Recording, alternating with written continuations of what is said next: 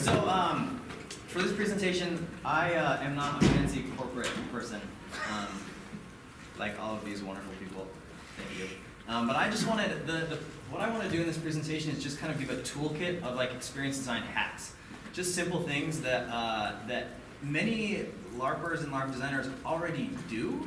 I think sometimes it's a good idea to revisit the basics and maybe talk about some other additional things also that may be helpful to LARP design. But also, like we talked about at the beginning, if we're going to make LARP profitable and make business out of it, how can we invite other people aside from LARPers to participate? And I think some of these things will help us. So two like basic concepts that we're going to focus on is the experience economy, which is like I guess like the Bible of experience design, or where it began at least, and then kind of how that's formed into this theory of structured experiences, which is what we mostly work with in my program at school. And we'll cover a variety of different design concepts very quickly, and just kind of see how we might be able to apply some of these principles into LARP design. So first, by raise of hands, who's read of or at least heard of the experience economy? So a handful of people, okay. So just really briefly, there's this idea of the experience economy where they talk about this progression of our economy, how it's moved from a progression of commodities to goods to services and to experiences essentially now. And they exemplify that using coffee. So coffee beans, right, as a commodity were just grown, and then you could grind them and make coffee. It was very, very cheap to do, so just a couple of cents for a cup. Then in the goods economy, you could go to the store and buy a can of shitty coffee and make it yourself. And it's great.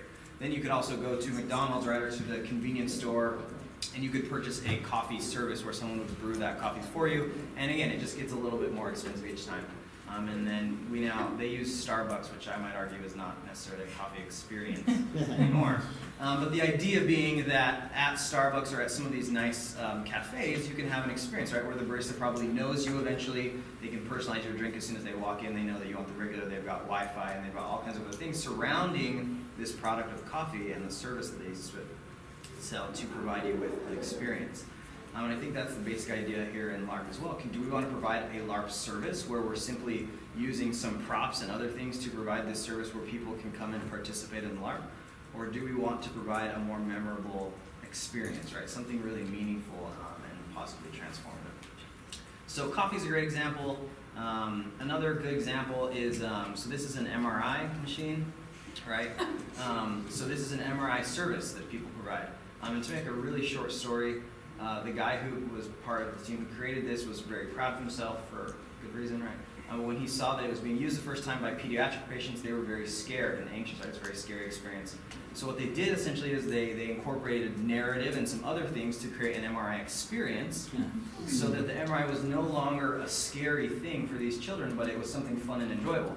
And they even got the text in on this, right? They're dressed up, okay? And so we're going to talk about some of these elements and how that can be used to elevate services to experiences. So in the experience economy, they use this acronym of THEME. And we're going to go through these things. And this is just very simple stuff. And like I said, lots of LARP already does this. So this is just a reminder, essentially. So theme is just the basic overarching theme of what's going on. And I want to point out before I move forward that all of these other things, the cues, the memorabilia, engaging the five senses, should support the theme, right? It all needs to be cohesive and go together. If you've got a pirate theme, you don't want to hand out like Star Wars memorabilia. It doesn't make sense. You want to keep it all together. And we classify theme as a set of tangible and intangible cues that suggest a different time, place, or set of circumstances, which, as you know in LARP, right, is very applicable and important. So these cues, both harmonizing positive cues and eliminating negative cues, we want to make sure there's nothing in the situation that makes you feel like you're not in whatever circumstance we're trying to create. Okay, so going back to our pirate ship here, so if you see here in this pirate ship, this is my example, is this garbage can. That's not the kind of garbage can they would have on a pirate ship. Okay? That's not what it looks like. So that's a negative cue. It takes you out of the story, takes you out of the experience, and puts you into a hospital, which is what we're trying to avoid.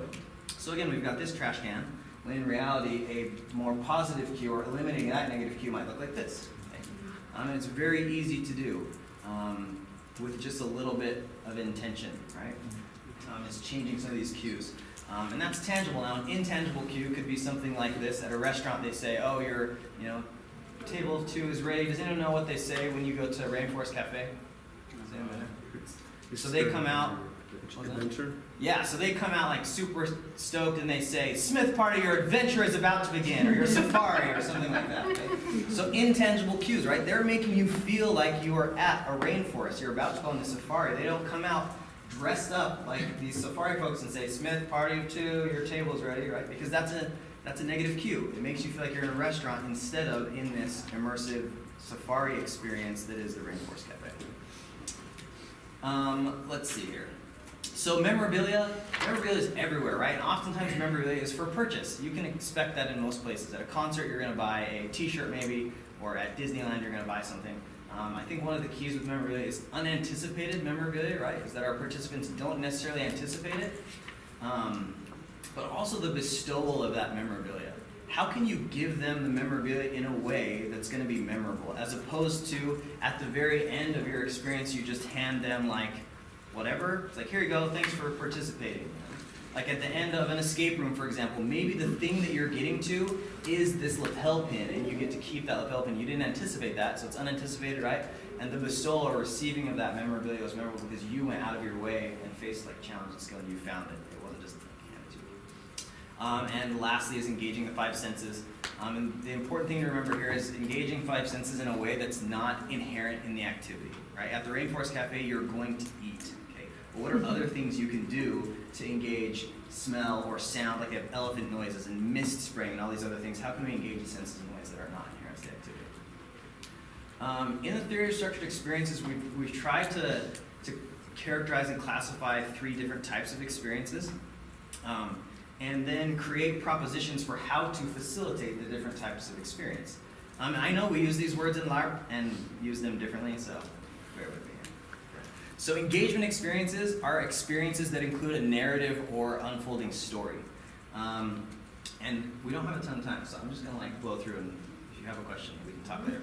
But ways that we propose that you can facilitate better engagement experiences is by facilitating coherence in the story, provocation, and self-relevance. So those are 3 of the propositions for engagement experiences. What's self-relevance? Things that are like personally relevant to me, so things that I think are personally important. Immersion activities are activities that are experiences that have action and reaction. So a lot of sports, fencing, playing chess, action and reaction. Okay? Propositions for immersion experiences are a balance of skill, kind of like flow, if you're familiar with flow, and then also self-relevance is also important in immersion. Absorption experiences are things that are facilitated by facilitating relaxation, pleasure, and lack of active thinking. So things that are multi-sensory experiences, very relaxing, like eating a nice meal or getting a massage maybe. And these 3 experiences at a high level facilitate this 4th state, which is a state of deep structured experience, which is effortless concentration, where you lose your sense of time, thoughts about yourself, awareness of your problems, and you're just intrinsically motivated to keep moving forward and participating in those activities. So these 3 different activities are important solely because we can kind of classify and identify what kind of experience do we want to provide. LARP experiences, I think, are generally engagement activities, but maybe how can we include some mini immersion or absorption activities in the larger scale of our engagement?